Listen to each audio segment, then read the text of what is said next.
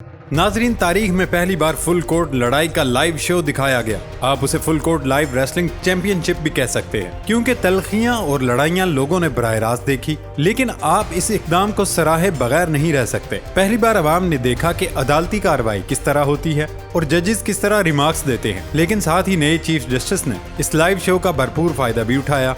उन्होंने अपने इरादे भी जाहिर कर दिए और साथ ही अपना जुडिशल माइंडसेट भी डिस्क्लोज कर दिया है। ताहम यहाँ अहम तरीन सवाल यही है कि फुल कोर्ट समाअत को टेलीविजन पर लाइव क्यों दिखाया गया और इसके पीछे क्या कहानी कार फरमा है। नाजरीन, आज की इस वीडियो में हम आपको बताएंगे तारीख में पहली बार अदालती कार्रवाई बराह रास्त क्यों दिखाई गई और इस कार्रवाई में कौन से अहम रिमार्क्स दिए गए। इसके साथ आपको बताएंगे नए चीफ जस्टिस काजी फाइज ईसा ने इस बराह रास्त नशरियात से क्या फायदा उठाया। दोस्तों, वीडियो में आगे जाने से पहले आपसे गुजारिश है, हमेशा की तरह हमारे इस मुनफरिद चैनल खोजी टीवी को सब्सक्राइब करना मत भूलें और हमारे फेसबुक पेज खोजी टीवी को भी फॉलो कर लें। नाजरीन, इस्लामाबाद में आमतौर पर सितंबर के दूसरे हफ्ते में गर्मी की शिद्दत कम होकर ठंडी फिजा में बदलना शुरू हो जाती है, लेकिन इस मर्तबा मौसम की ये तब्दीली कुछ ताखीर से आई। पीर के रोज अलबत्ता इस्लामाबाद की सुबह में एक रिवायती खुनकी थी जो कि सर्दियों की आमद की पहली इत्तला दे रही थी। कल नए चीफ जस्टिस काजी फाइज ईसा अपना पहला और अहम तरीन केस यानी supreme court practice and procedure bill से मुतालिक केस की समाअत कर रहे थे। ऐसी समाअतों पर सुप्रीम कोर्ट का कमरा अदालत नंबर 1 वक्त से बहुत पहले खचाखच भर जाता है और जरा सी ताखीर पर जगह मिलना मुमकिन नहीं रहता। सुप्रीम कोर्ट का साउंड सिस्टम इतना अच्छा नहीं कि आसानी से हर एक लफ्ज समझ आ जाए। फिर कुछ जज साहिबान माइक्रोफोन से दूर होकर इतनी आहिस्ता आवाज में बोलते हैं कि उनको समझना काफी मुश्किल होता है और नोट्स लेने के लिए मेज या ऐसी मुनासिब नशिस्त भी दरकार होती है जहाँ नोटबुक पर आसानी से तमाम कार्रवाई लिखी जा सके और उसके साथ साथ वाज़े आवाज और बोलने वाले के चेहरे के तासरात भी नजर आएं ताकि सूरत हाल का दुरुस्त अंदाजा हो। क्योंकि सुप्रीम कोर्ट के कमरा अदालत नंबर 1 में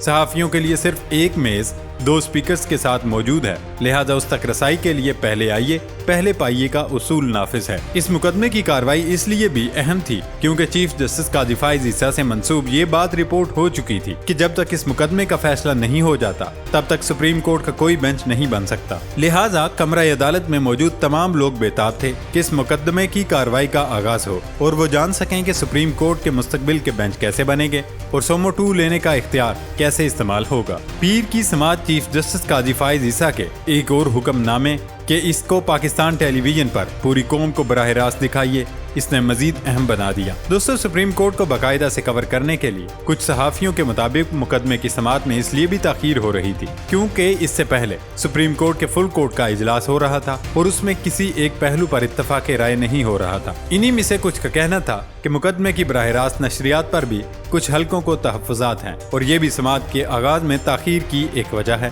कुछ लोग ये कहते पाए गए कि चीफ जस्टिस काजी फाइज ईसा से लोगों ने काफी ज्यादा तवक्कुआत वाबस्ता कर रखी हैं, लेकिन वो इसी निजाम का हिस्सा रहे और इसी में आगे बढ़ते हुए चीफ जस्टिस बने हैं, लिहाजा उनके लिए सब कुछ बदलना आसान नहीं होगा। इस दौरान बहुत से लोग चुटकुले छोड़ते भी पाए गए। किसी ने कहा कि सुप्रीम कोर्ट की बराह रास्त नशरियात पीटीवी स्पोर्ट्स पर भी दिखा दी जाए। नाजरीन, इस समाअत पर तो बात करेंगे, लेकिन सबसे पहले ये सवालात आपके सामने रखेंगे कि सारी कार्रवाई से एक आदमी को क्या समझ आया। क्या सियासतदानों और मिलिट्री कोर्ट केसेस से मुतालिक दरखास्तों की कार्रवाई भी लाइव दिखाई जाएगी? क्या supreme court practice and procedures act पर जजेस का इख्तिलाफ और लड़ाई खुलकर सामने आ गई? नए चीफ जस्टिस ने इस लाइव कार्रवाई का भरपूर फायदा उठाया क्योंकि उन्होंने अपने रिमार्क्स और मुख्तलिफ इश्यूज पर अपना जुडिशल माइंडसेट भी डिस्क्लोज कर दिया। दोस्तों, 15 जजों पर मुश्तमिल अदालत उज़्मा पर full court supreme court practice and procedure act की समाअत की। फुल कोर्ट की तश्कील के लिए पाकिस्तान बार कौंसिल की जानिब से और 2 दीगर की जानिब से दायर की गई थी।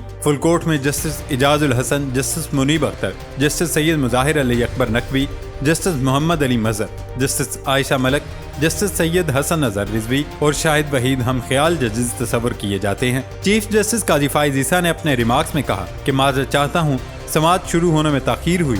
ताखीर की ये वजह थी कि समाअत को लाइव दिखाया जा सके। जस्टिस आयशा मलक ने रिमार्क्स दिए कि फुल कोर्ट अगर ये केस सुनेगी तो उसी एक्ट की सेक्शन 5 का क्या होगा? क्या सेक्शन 5 में जो अपील का हक दिया गया है उस पर अमल नहीं किया जाएगा? जस्टिस मुनीब अख्तर ने कहा कि क्या अदलिया की अंदरूनी आज़ादी का मामला पार्लियामेंट के हाथ में दिया जा सकता है? जस्टिस मुनीब के सवालात काफी मुतासिरकुन थे। उन्होंने सारे आईनी और कानूनी नुक्ते उठाए। मुनीब अख्तर के आम मफहूम और कानूनी नुकात पर सवालात से ये समझने में आसानी हुई कि मसला ये नहीं कि कानून अच्छा है या बुरा, बल्कि सवाल ये है क्या सुप्रीम कोर्ट के हवाले से कानून ऐसे बनाया जा सकता है? आज अच्छा बनाया है तो कल बुरा भी बना सकते हैं। चीफ जस्टिस ने कहा, ख्वाजा साहब आप हर सवाल का जवाब देने लग जाते हैं, आप सवालात नोट करें फिर जवाब दें। हम यहाँ आपस में बहस करने नहीं बैठे, कई कवानीन मुझे भी पसंद नहीं, मगर मैंने हलफ उठाया है, हलफ के तहत आइन और कानून के मुताबिक काम करूंगा। हमने इस केस में सुमोटो नोटिस नहीं लिया। आप ये न कहें कि मैं ये कह रहा हूँ, बल्कि आप कानून और आइन के मुताबिक सारी बातें बताएं, रूल्स को छोड़ें, आइन की बात करें।